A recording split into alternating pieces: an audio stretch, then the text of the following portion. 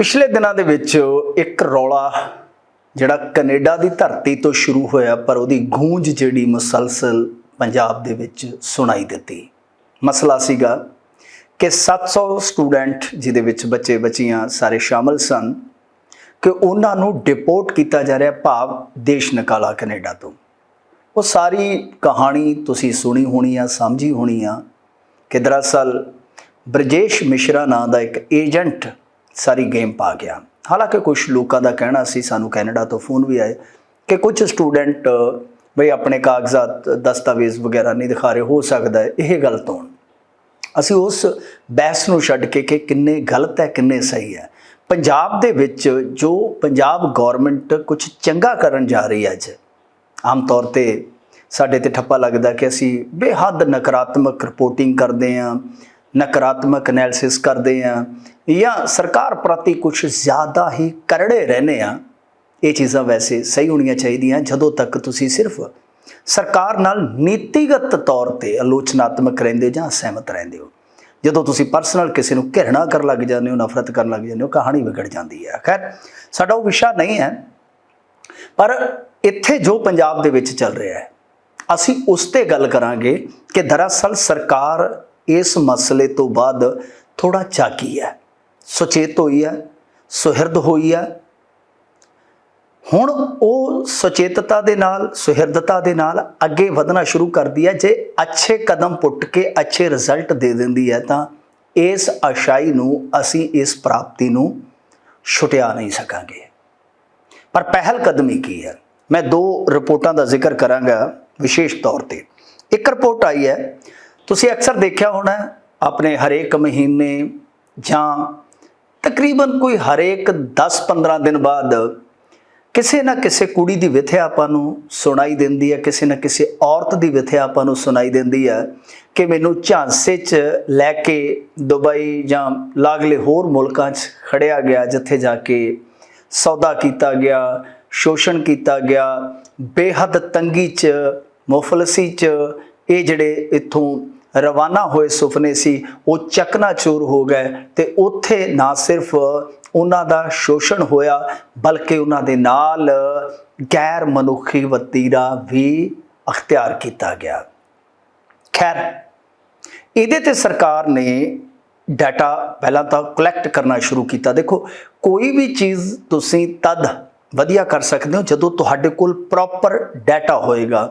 किन्नियां शिकायतां ने, किहड़े किहड़े मुल्कां च ज़्यादा इस तरह भेजे जा रहे ने मामले, किस देश दे विचों वापस आई लड़की ने, किस देश दे विचों वापस आई औरत ने, किस तरह की कहानी बयान की है। तो ये सारा कुछ इन्हां ने जानने वास्ते विशेष तौर पर कुछ अफसरां की ड्यूटी लाई, डाटा इकट्ठा करना शुरू किया। तो शुरू दे विच हुण जो मुढ़ले तौर पर सामने आया है वो बड़ा हैरान करता है। एक तो यह है कि जो ये सारा कुछ कर रहे ने लोग वो किसी एक स्टेट तक, एक सूबे तक महदूद नहीं। ये जिहड़ा नैक्सस है ये 12 सूबियां दे विच, मतलब कि दर्जन भर सूबियां दे विच फैलिया होया है, यानी देश के तीजे हिस्से तक फैलिया होया है। हुण इहदे एजेंट जिहड़े आ सब तो ज़्यादा, सब तो वधेरे पंजाब दे विच आ। जिन्नी को मुढ़ली इन्हां ने तहकीकात की है उहदे मुताबिक, जिन्नी भी इन्हां ने पड़ताल की है उहदे मुताबिक कि 27 औरतां दे नाल संपर्क इन्हां ने साधिया, संपर्क किया।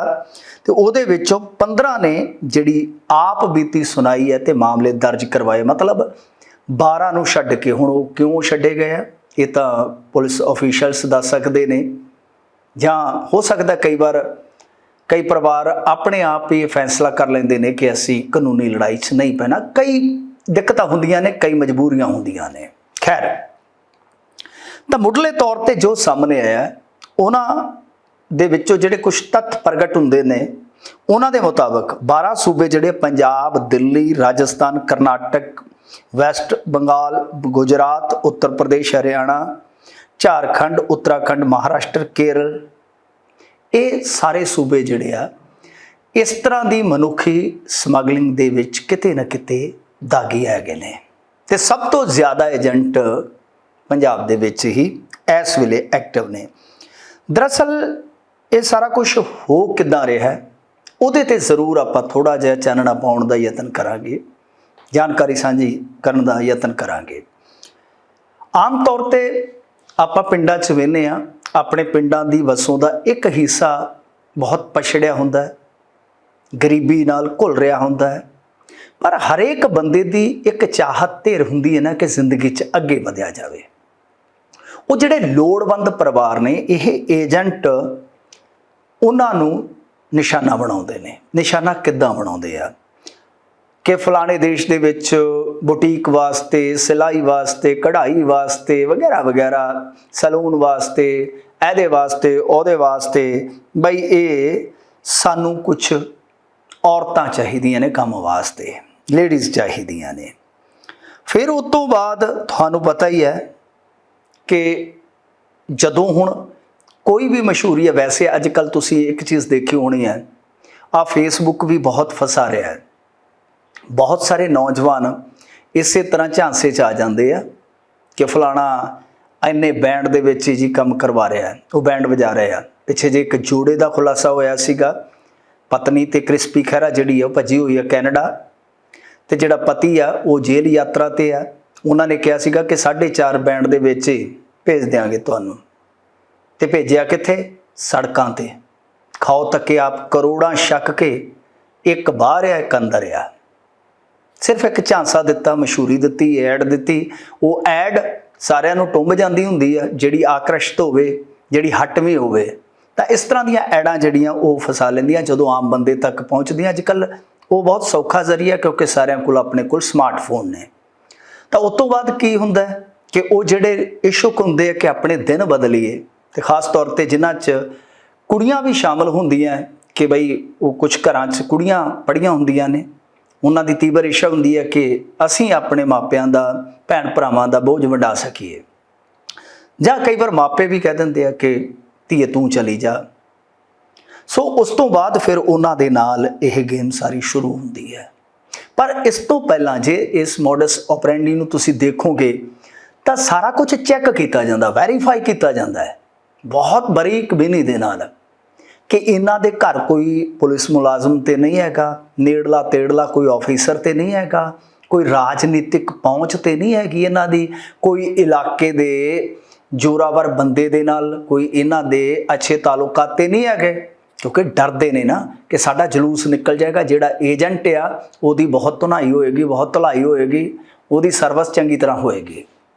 ਸੋ ਇਹ ਸਾਰਾ ਕੁਝ ਇਕੱਠਾ ਕਰਦੇ ਨੇ। ਉਸ ਤੋਂ ਬਾਅਦ ਫਿਰ ਬਾਹਰ ਭੇਜਿਆ ਜਾਂਦਾ ਹੈ। ਤਾਂ ਬਾਹਰ ਫਿਰ ਤੁਹਾਨੂੰ ਪਤਾ ਹੀ ਆ, ਕੁਝ ਦੇਸ਼ ਐਸੇ ਨੇ ਜਿੱਥੇ ਜਾ ਕੇ ਪਾਸਪੋਰਟ ਇਹਨਾਂ ਦਾ ਲੈ ਲਿਆ ਜਾਂਦਾ। ਖਾਸ ਤੌਰ 'ਤੇ ਆਪਾਂ ਗਲਫ ਕੰਟਰੀਜ਼ ਦੇ ਵਿੱਚੋਂ ਦੇਖਦੇ ਹਾਂ ਕਿ ਉੱਥੇ ਇਹ ਬਹੁਤ ਰੌਲਾ ਪੈਂਦਾ ਹੈ, ਪਾਸਪੋਰਟ ਲੈ ਲਏ ਜਾਂਦੇ ਨੇ।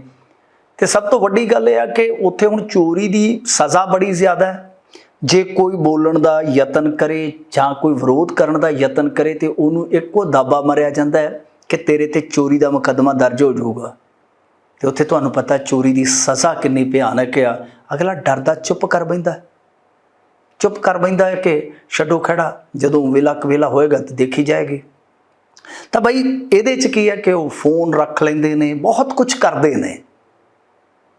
ਨੰਬਰ ਵਗੈਰਾ ਜਿਹੜੇ ਜੋ ਹੁੰਦੇ ਆ ਕੌਨਟੈਕਟਸ, ਉਹਨਾਂ ਨੂੰ ਤੋੜ ਦਿੱਤਾ ਜਾਂਦਾ ਹੈ, ਸੰਪਰਕ ਟੁੱਟ ਜਾਂਦੇ ਆ। ਸੋ ਇਹ ਕਹਾਣੀ ਹੈ, ਦਾਸਤਾਨ ਹੈ।